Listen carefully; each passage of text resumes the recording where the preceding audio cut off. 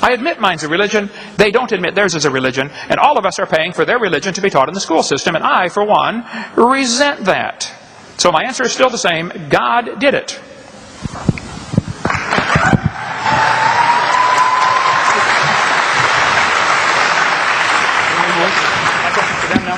Your question for them, quickly, please. Okay, my question for them. I have several thousand questions I guess I'd like to ask. Does your textbook you're holding in front of you that you said you trust, here used at this university, does your textbook teach that there are vestigial structures? If you can maybe just look in the index under the word vestigial. Did I get 5 minutes? Or just ask a question? Yeah, just a question. You already had your 5. Okay. Does your textbook teach that the appendix is vestigial and is no longer needed, even though all doctors know the appendix is not vestigial? It has been proven to be part of the immune system. If your appendix is taken out, you can live, just like you can live without both your arms and both your eyes. It doesn't prove you don't need it. So just to ask a simple question. Does your textbook teach the kids that there are vestigial structures, and that is therefore evidence for evolution? I think you have that on one of your posters here, if I'm not mistaken. Yes, it does teach that there's vestigial structures. Professors, between the three... It doesn't teach that there's a God, though. You have 5 minutes. I don't get the point. That's the way DNA works. There are certain changes in the DNA molecules that will make some organs more efficient and some less efficient. That's just the way it is. You can find the vestigial structures on plants also.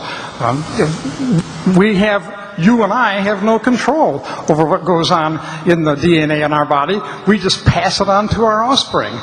But to say that, to make one example like that and say that it's going to get rid of the theory of evolution is ridiculous. We've got all these other proofs that about evolution. Vestigial structures are just one tiny part of that. Okay, let me say another thing. I know where God came from. Man made him.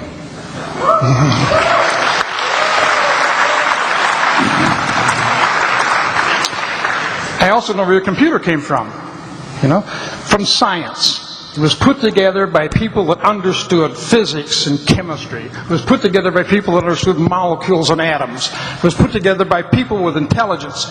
People that knew how to love and hate and carry on biological relationships because they have intelligence. We got intelligence because we have brains. We've got brains because we've got DNA. It doesn't make any sense at all to say that people that don't have religion, don't have feelings, don't follow the law. The Constitution of our country does not mention God or religion.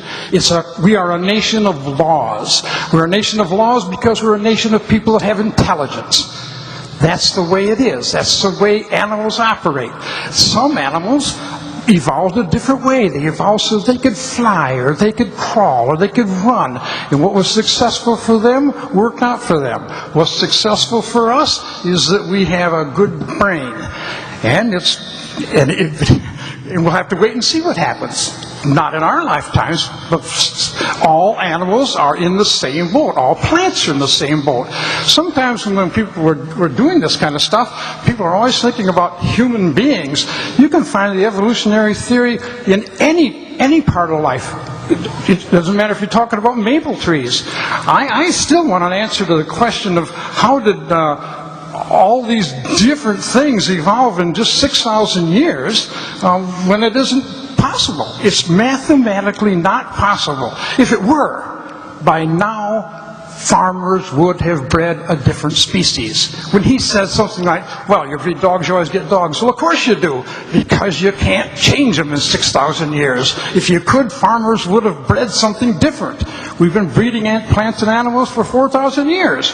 We can't do it, simply because it takes too long. The earth is old enough for evolution to have taken place, but we haven't had enough time to get different kinds of animals starting from Noah's Ark. Reinhold, you want to say something? We have a minute again? Yeah, we got a minute and a half, I guess. Oh, my God. I do. One thing that sort of crossed my mind as you were speaking is the difference between science and religion. And it seems to me there is a very clear-cut difference. Science is self-correcting.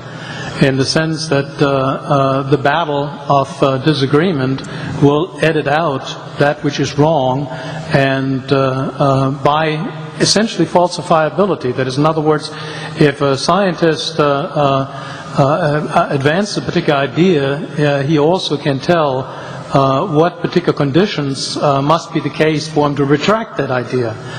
And this is something that is absent in religion. That is, religion is seeking truth, absolute truth, and charges science with not finding truth, which it isn't trying. Science works with probability and with self-correction. Religion, ultimately, I know I am right, and I'm not allowing anything else. This is what is so devastating to try to talk to anybody who is a person of faith. You can't get anywhere, because they'll weasel out just about anything you try to offer by inventing new and different interpretations and new passages of the Bible and whatnot. And everybody else, of course, is wrong, except the one person who's looking at it. That kind of system, I think, cannot be possibly science. Well, he said science is self-correcting. I agree. I happen to like science quite a bit. But see, the creation view doesn't have to be constantly corrected because it's right. Okay? I like the answer that the one gentleman gave. He said, obviously, the computer is here because of man, because of intelligence. I mean, obviously, this took a designer. Well, duh. So did the universe. So did the single cell in your body. So did every living creature. I mean, you can't explain the computer inside the computer, can you? And you can't explain the creation inside the creation. There has to be something above an intelligent designer. And you talk about devastating to talk to a person of faith. What you said a few sentences earlier was, or what the other gentleman said was, of course we don't see changes. Farmers have been raising dogs for, 4,000 years, and we don't see changes because it takes too long. If you don't see faith in there, I can't help you, okay? You are relying on the unseen. Oh yes, long ago and far away. Evolution has got to be the biggest fairy tale for adults ever created. Everything you said required faith. Well, we see dogs produce dogs, but if you give them billions of years, you just left science and went to religion and didn't even see it. You didn't even see what happened in your mind. And one of you teaches a course on logic. I mean, if this was a student of yours doing this, you'd give them an F. And yet your fellow professors believe it and you think it's great. They jump from faith to science back and forth all the time. Well, we see dogs produce dogs, but if we had enough time... Oh, stop. You're leaving science right that moment. So, if I got 3 minutes, let me just cover a couple things that I resent being in the textbooks, and I would like to hear if this is in your textbook. My question is this in your textbook? And after I share with you the evidence, I want to know why, okay? This textbook says many organisms retain traces of their evolutionary history. For example, the whale retains pelvic and leg bones as useless vestiges. Earlier, it was mentioned one of the evidences for evolution is vestigial organs. Andrew Carnegie left behind millions of dollars to start an organization called the National Center for Science Education, of which you are a part, okay? The National Center for Science Education. I was in Berkeley last week. 147 professors at Berkeley refused to debate me. Jeannie Scott won't debate me for any amount of money on the planet. Here's Jeannie Scott right here. I'll fly out at my expense and take them all on. This is welcome to the homepage of National Center for Science Education. A tax-exempt non-profit membership organization working to defend the teaching of evolution against sectarian attack.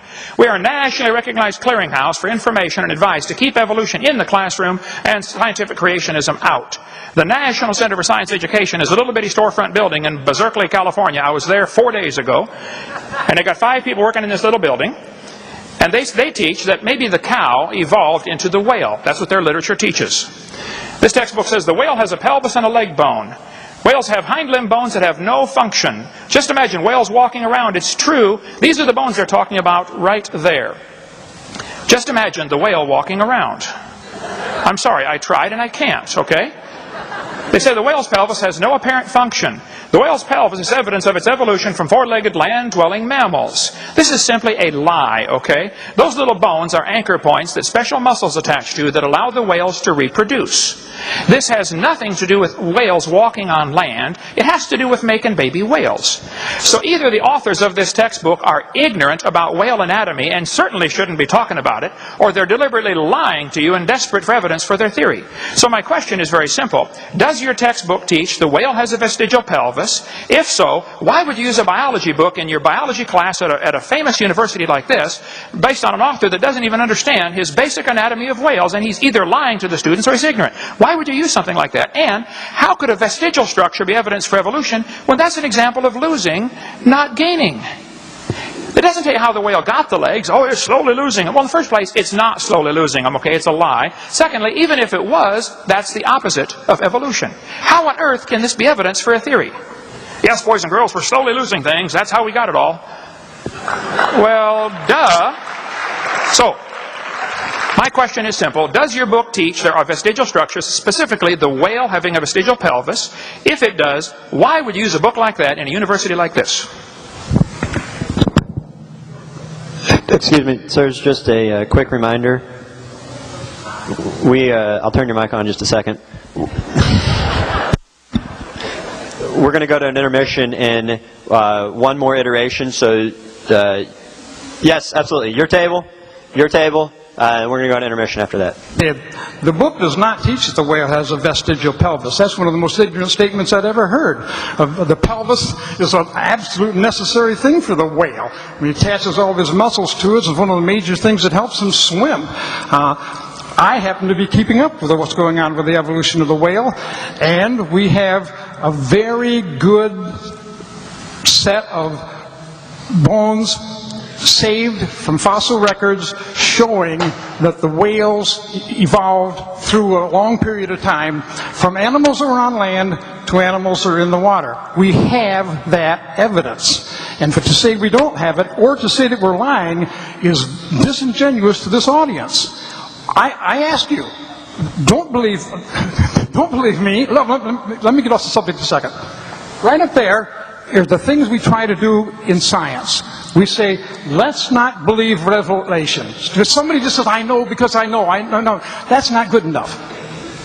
Believe authority. No, let's not believe authority. Let's not believe any of us up here at the table. You folks can get the copy of this book or this thing here and get the facts. You don't have to believe me. You don't have to believe him. You can find out for yourself. You don't have to trust authorities, even me. The second thing is tradition. You don't have to trust tradition. I mean, come on, there's different traditions all over the world. But we can trust science because science should be the same all over the world. What I'm trying to say to you is when I teach my classes, evidence is what's important. I have no evidence that God exists. I have no evidence that there was a Noah's Ark. I have no evidence that there was an Adam and Eve. I have evidence that whales evolved from animals that live on land, and I can prove it.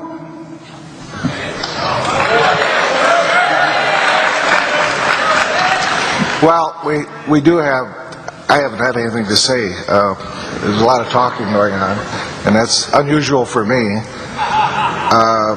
But the one thing that we can prove by the great philosophical statement, cogito ergo sum in Latin, which says, I think, therefore I am.